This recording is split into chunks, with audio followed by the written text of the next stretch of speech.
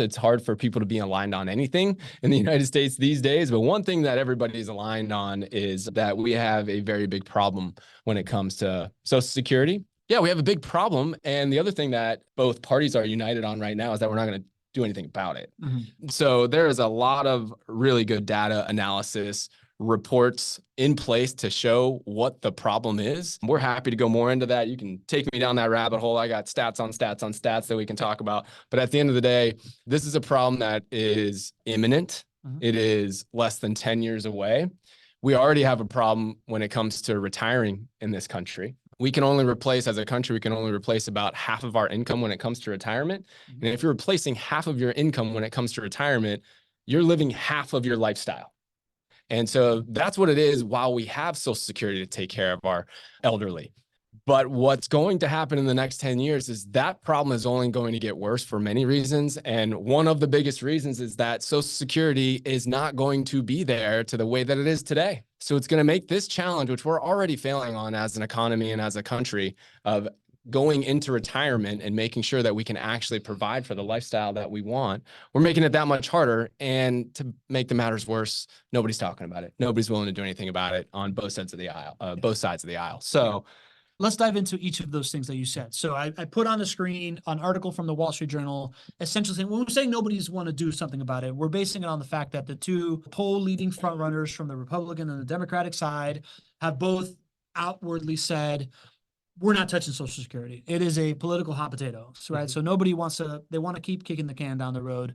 And what the opinion of the Wall Street Journal is, that's going to put us in a load of trouble. So why don't you talk to us about the trouble of where Social Security, like where we stand with Social Security right now and the numbers that you uncovered last night? Yeah, absolutely. So Social Security is paid by, it is the Social Security and Medicare boards of trustees, and it's the Old Age and Survivors Insurance Trust Fund. And basically there's a fund out there that is supplementing and allowing us to pay out 100% of Social Security benefits for those who qualify for Social Security. In addition to that, we have Social Security taxes. And what we have known for a long time is that just by the taxes that we collect on Social Security, it doesn't even get close to paying the bill for the expenses of what Social Security entails. And that's because we're living longer and healthcare costs are getting higher and higher. And we've known of this problem for a long time. So what have we done as a country is we've put a Band-Aid on the problem by depleting this insurance trust fund, which has allowed us to continue to pay Social Security benefits.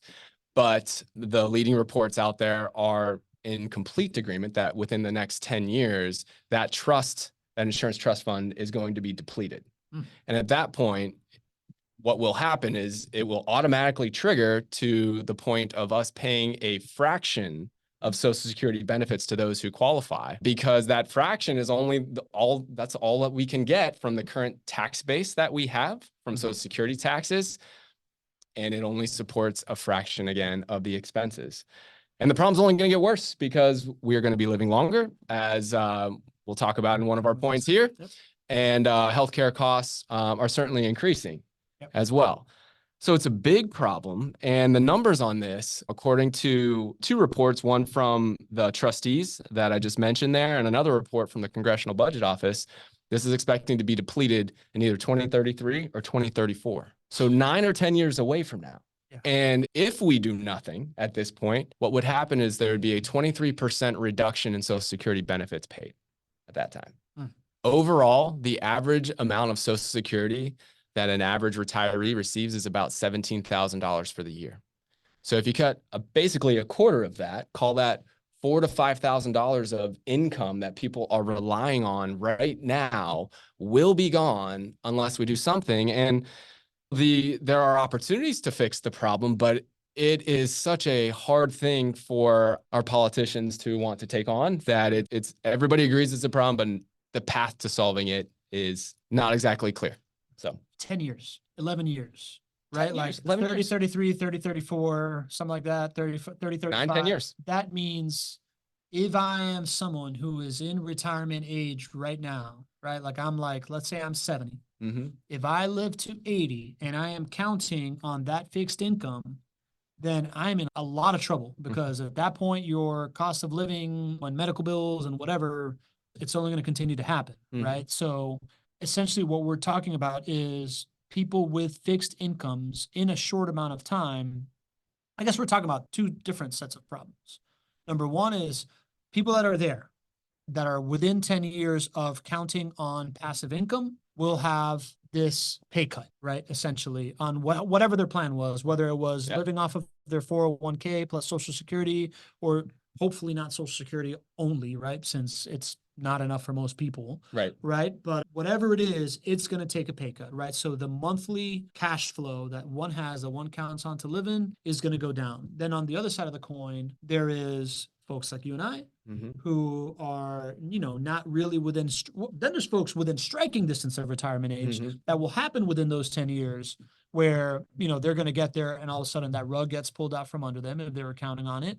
And then there's folks like you and I that are still, 20 plus years away from actual retirement age. And we are continuing to pay into a fund that isn't going to be there for us when we get there, right? So just a terrible situation all the way around. Absolutely. I think we can just say that, right?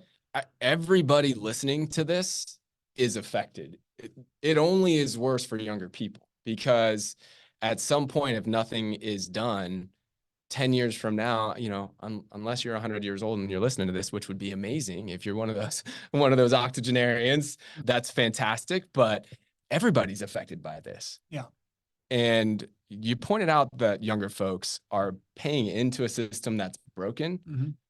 Man, I mean, we are paying into a system. If you're less than 56 years old right now, you're largely not going to receive full benefits according to these reports.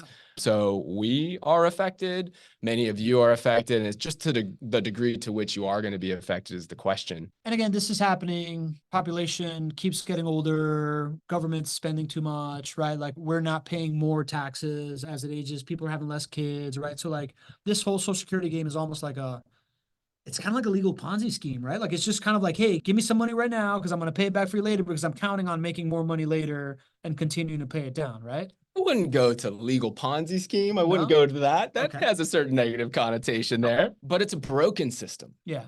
And certainly if you compare, I mean, the reason that Social Security was in place is so that we could take care of our country as we get older, right? We certainly can agree that it's not working. There are probably different and better ways for us to take care of our country than forcing young people to pay into this system, knowing that they're not going to get full benefits unless drastic measures are taken. Those drastic measures would be increasing the tax base considerably to cover the expenses, which again, that's hard to get through politically, especially in election year. Higher taxes. Higher Social Security taxes, which I'm not saying is the thing to do, and I'm not saying it's not the thing to do, but that is one solution to the problem. Or increasing the retirement age. Didn't go great in Greece. Yeah, there you go. And both of those things right there do not give people the warm and fuzzies. So everybody's affected. It's a big problem. And it's, I think that we largely speak to the investor mindset in this community, which is not, we kind of live in a bubble here, right? There is just basic needs that people count on Social Security for in this country that you're going to largely cut, call it 20, the actual number is 23% of benefits will be cut if nothing is done in 9 or 10 years. 23% is a lot. And so I think of those folks first. How are our basic needs going to be met as a country when flat out 23% of that income is cut overnight if nothing is done, which I hope something will be done. I would imagine something will be done. But the sooner that we do something here, the more options we have and the less of a jolt to way of life for our country. So makes sense.